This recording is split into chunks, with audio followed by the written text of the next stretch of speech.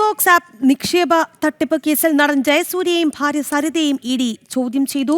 കൊച്ചി ഓഫീസിൽ വെച്ചാണ് ചോദ്യം ചെയ്യൽ നടന്നത്. തട്ടിപ്പ് ആരോപണം നേരിടുന്ന കമ്പനിയുടെ ബ്രാൻഡ് അംബാസിഡറായി ജയസൂര്യയ്ക്ക് കരാറുണ്ടായിരുന്നു എന്നാണ് ഇഡിക്ക് വിവരം ലഭിച്ചത്. ജയസൂര്യയുടെ മൊഴിയെടുക്കൽ പൂർത്തിയായിട്ടുണ്ട് എന്നാണ് വ്യക്തമാകുന്നത്. വിവരങ്ങളുമായി ജിജീഷ് കരുണാകരൻ നമുക്കൊപ്പം ചേരുകയാണ്. ജിജീഷ്, ജയസൂര്യയുടെ ചോദ്യം ചെയ്യൽ പൂർത്തിയായിട്ടുണ്ട് എന്ന് മനസ്സിലാക്കുന്നു. ഭാര്യ സരിതയെയും ചോദ്യം ചെയ്തു എന്നാണ് ലഭിക്കുന്ന സൂചനകൾ. എങ്ങനെയാണ് അവിടെ നിന്ന് നമുക്ക് ലഭിക്കുന്ന വിവരങ്ങൾ?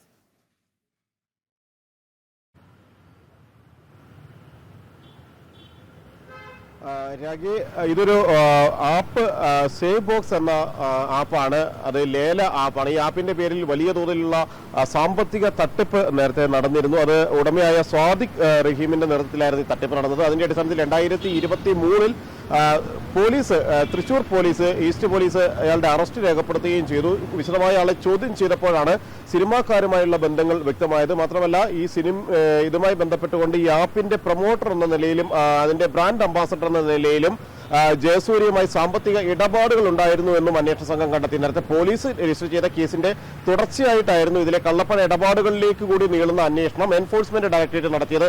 ആ അന്വേഷണത്തിനിടയിലാണ് സിനിമാക്കാരുമായിട്ടുള്ള സാമ്പത്തിക ഇടപാടുകൾ വ്യക്തമായതും ജയസൂര്യയ്ക്ക് പണം നൽകിയതിന്റെ, സാമ്പത്തിക ഇടപാടുകൾ നടത്തിയതിന്റെ സൂചനകൾ ലഭിക്കുകയും എല്ലാം തന്നെ ചെയ്തത്. ഇങ്ങനെയാണ് ജയസൂര്യയെ ചോദ്യം ചെയ്യുന്നത്. കഴിഞ്ഞ 24-ാം തീയതിയും ജയസൂര്യയെ വിളിപ്പിച്ചിരുന്നു. അതിനുശേഷം ഇന്ന് വീണ്ടും ജയസൂര്യയോടും ഭാര്യ സരിത ജയസൂര്യയോടും ഹാജരാകാൻ നിർദ്ദേശിക്കുകയായിരുന്നു. ജയസൂര്യയുടെ ചോദ്യം ചെയ്യൽ പൂർത്തിയായി. അതിനുശേഷം സരിത ജയസൂര്യയുടെ മൊഴി വിശദമായി തന്നെ രേഖപ്പെടുത്തുകയാണ്.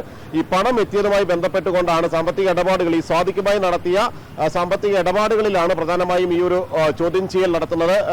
ഈ പരാതി പ്രധാനമായും ഉണ്ടായിരുന്നത് ചെറിയ തുക 5 ലക്ഷവും 5,000 മുതൽ 25,000 രൂപ വരെ നിക്ഷേപിച്ചുകൊണ്ട് 5 ലക്ഷം മുതൽ 25 ലക്ഷം രൂപ വരെയായി വർദ്ധിപ്പിച്ച് നൽകുമെന്നെല്ലാം പറഞ്ഞുകൊണ്ടുള്ള വലിയ ഒരു നിക്ഷേപ തട്ടിപ്പ് തന്നെയാണ് ഇതിലൂടെ നടക്കുകയും ചെയ്തത്. ഈ ലേല ആപ്പിൽ നിക്ഷേപിച്ചു കഴിഞ്ഞാൽ വലിയ തുക ലാഭവീതം നൽകാമെന്നും നിശ്ചിത സമയപരിധിക്കുള്ളിൽ ആ ലാഭവീതം കൈമാറിയിരിക്കുമെന്നെല്ലാമുള്ള ഉറപ്പിൽ അത് വിശ്വസിച്ചുകൊണ്ട്, പ്രത്യേകിച്ച് സിനിമാ താരങ്ങളടക്കം അതിന്റെ ബ്രാൻഡ് അംബാസഡർമാരും അതിന്റെ പല പരിപാടികളിലും പങ്കെടുക്കുകയും എല്ലാം തന്നെ ചെയ്തപ്പോൾ, ഈ സേവ് ബോക്സിന്റെ പല പരിപാടികളിലും സിനിമാ താരങ്ങളടക്കം പങ്കെടുക്കുകയും എല്ലാം ചെയ്തപ്പോൾ ആളുകളെ സംബന്ധിച്ചിടത്തോളം വലിയ വിശ്വാസമായി അവർ കൂടുതൽ പണം ഇതിലേക്ക് നിക്ഷേപിക്കാൻ തുടങ്ങി. അങ്ങനെ പണം നിക്ഷേപിച്ച ആളുകൾക്ക് വലിയ സാമ്പത്തിക നഷ്ടമുണ്ടായതോടുകൂടിയാണ് ഇവർ ആദ്യം പോലീസിൽ പരാതിപ്പെടുന്നതും തുടർന്ന് എൻഫോഴ്സ്മെന്റ് ഡയറക്ടറേറ്റ് അടക്കമുള്ള അന്വേഷണ ഏജൻസികൾ ഇത് സംബന്ധിച്ച പരാതികൾ നൽകുകയും തങ്ങളുടെ കൈവശമുള്ള രേഖകളടക്കം, സാമ്പത്തിക ഇടപാടുകളുടെ രേഖകളടക്കം കൈമാറിക്കൊണ്ട് വിശദമായ അന്വേഷണത്തിന് എന്ന ഒരു ആവശ്യം ഉയർത്തുകയും ചെയ്തത്. ഇതിന്റെ അടിസ്ഥാനത്തിൽ നിരവധി ആളുകളെ ഇഡി കഴിഞ്ഞ ദിവസങ്ങളിൽ ചോദ്യം ചെയ്തിരുന്നു. പ്രത്യേകിച്ച് സ്വാദിഖിൽ നിന്നടക്കം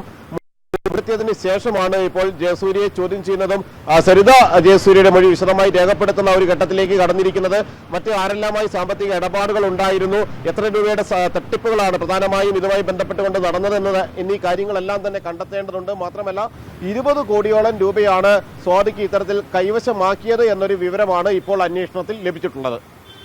ജിജീഷ്, എന്തായാലും നടൻ ജയസൂര്യയെ ഇഡി ചോദ്യം ചെയ്തിട്ടുണ്ട്. ഇപ്പോൾ ഭാര്യ സരിതയെ ചോദ്യം ചെയ്യുന്നു എന്നുള്ള വിവരമാണ് ലഭിക്കുന്നത്.